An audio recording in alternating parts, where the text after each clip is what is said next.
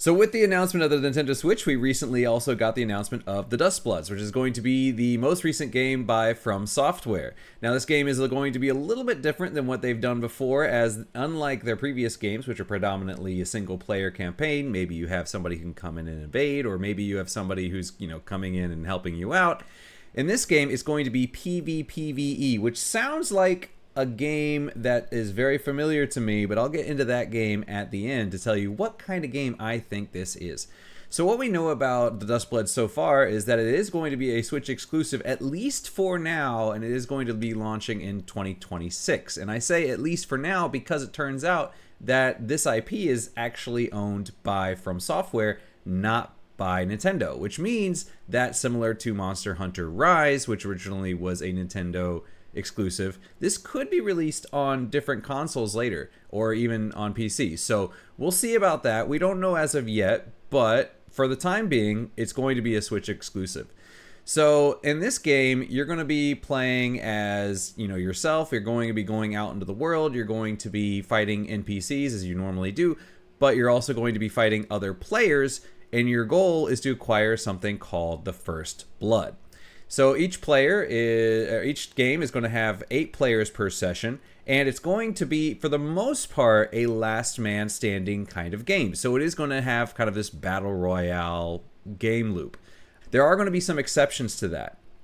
So basically, you're playing as a character called a Bloodsworn, and a Bloodsworn is an individual who has achieved superhuman strength or power via some kind of special blood, this first blood that you're trying to get at. So you're kind of like vampires, but you're not exactly like vampires because you don't have vampiric powers necessarily, but it's a similar kind of thing where, you gain the blood, you gain power, that sort of thing. And the game takes place at the end of humanity. It's called Twilight of Humanity.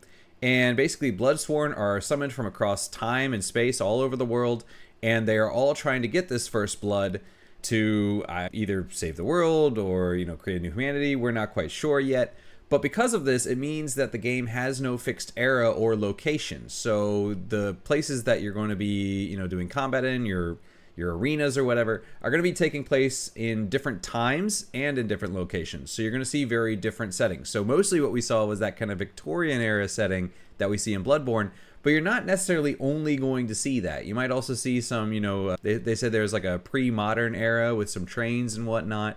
So we're going to see, there are probably some medieval areas, with castles and whatnot. So we're going to see a variety of locations here because you are moving across time as well as place. So the characters in this game are semi-customizable, but probably more so in the vein of Night Rain. So what you're going to do is each character basically has a set weapon and skills, but there is some limited customization. So they have what's called your blood history and fate. And with your blood history and fate, as you play, you're going to get some, victory points or whatever, and you can use those to unlock new things for your characters. So you're going to be able to unlock new lore. So this is the way you're getting lore in this game, is by unlocking these new abilities and that sort of things. You're not finding them in the world. You're basically just unlocking these nodes on your character, and you're getting lore through those. You're going to be able to unlock new abilities. You're going to be able to unlock new appearances for your characters, so skins. And you're going to be able to unlock your inner character role, which is going to change the way that they play in the world and their relationship with other characters. So roles in this game are basically like special goals. So basically, like I said before, for the most part, it's going to be kind of a battle royale where it's last man standing, but you're also going to have some personal goals that you might want to achieve before the end of the match. And if you can get those, you're not victorious, you don't get a victory, but you do get some bonuses to, what you acquire because you reached your goals. So the goals that they gave as an example were Destined Rivals, where it'll mark another character as your rival, and if you're able to take that character out specifically by yourself, then that's going to get you kind of this goal victory.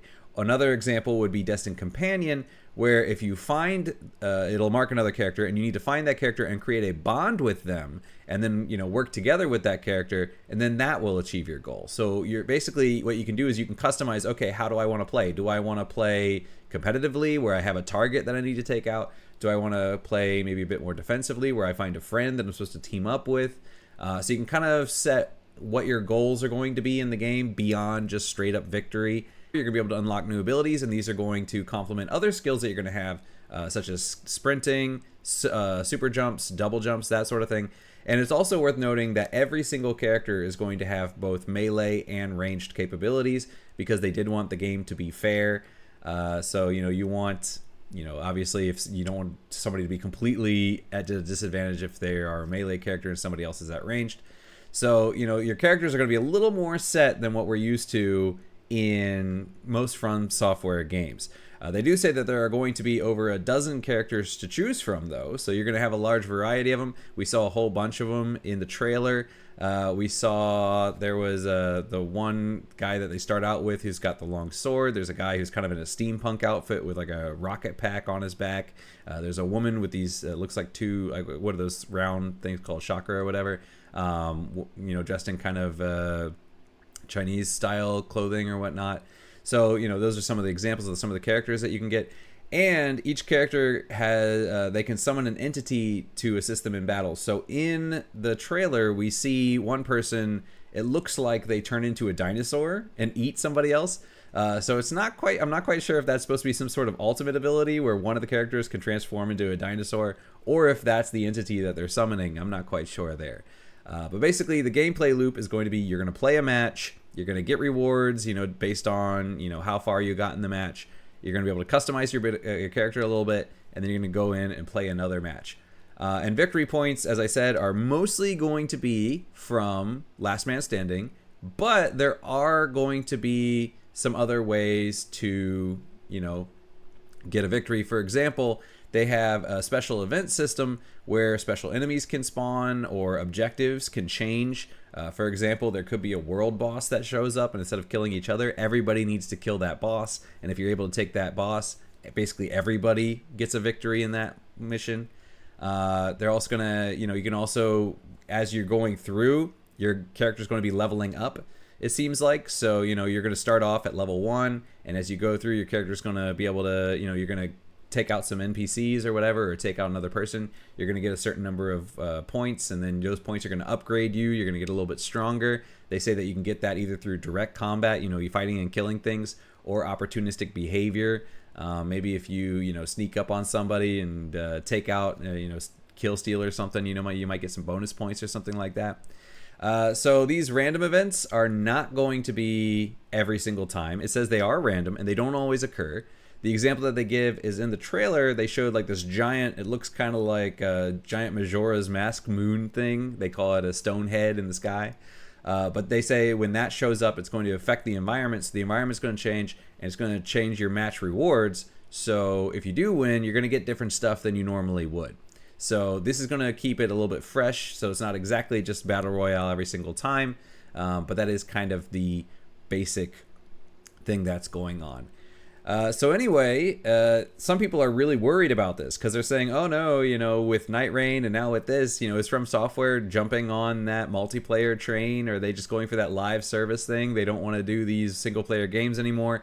Hidetaka Miyazaki, the director of From Software, came out and he said, as a side note, please allow me to address one thing. As previously mentioned, this is an online multiplayer title at its core, but this doesn't mean that we as a company have decided to shift to a more multiplayer-focused direction with titles going forward. So it just looks like this is a two-off. Probably their next game will be going back to their roots and being a single-player game. So we're going to have to wait and see. But anyway, looking at this whole thing, everything that they've said, especially like the PvP, VE, and the fact that you're going around killing NPCs, leveling up, that sort of thing. This reminds me of a game that I streamed probably a few years back. You may or may not remember. I did a review for it, so you can go back and check it out. Hunter's Arena Legends. So this was a Korean game. It was a battle royale. You would get your characters. You choose who you want to be. You start off at the hub thing. The match starts. You jump into the world. You go around. You kill smaller dudes. You can level yourself up, then you can unlock your abilities so you can get stronger abilities and whatnot. Last Man Standing sounds very, very similar to me. So if you're trying to get an idea of how this gameplay loop is going to look, check out some gameplay of Hunter's Arena Legends, and I'm pretty sure it's going to be very similar to that. So that's my assumption. They haven't really shown us any real gameplay yet, you know, outside this trailer. They showed, you know, some clips and stuff, but that's my guess as far as what we're going to be looking at. So the Duskbloods coming out 2026, Nintendo Switch 2. Check it out.